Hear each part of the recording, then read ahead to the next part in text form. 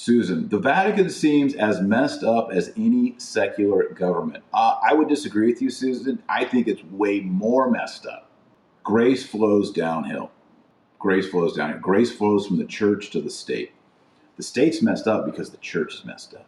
If we can't get the 10 Commandments right, if we can't get commandment number 1 correct, then everything else in the world is going to be wrong. I personally believe that the global crisis that we had with the Pachamama and all that, I think all of that is somehow theologically related to the Pachamama.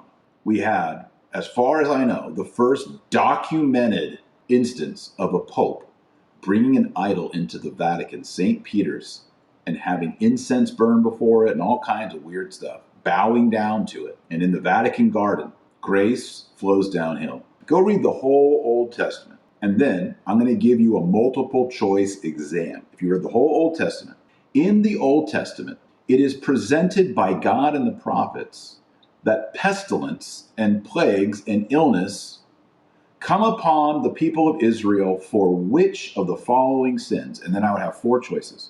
Let's see, I would have adultery, and then I would have breaking the Sabbath, and then I would have idolatry, and then I would have maybe stealing.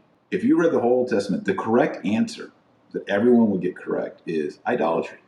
The reason that pestilence and plagues fall upon God's people, upon the world, is because of idolatry. It's in Exodus, it's in Leviticus, it's in Numbers, it's in Deuteronomy, it's in 1st, 2nd, 3rd, 4th Kings, 1st and 2nd Chronicles, it's in Isaiah, it's in Ezekiel, it's in Daniel, it's in Hosea, it's in Malachi, it's in all of them.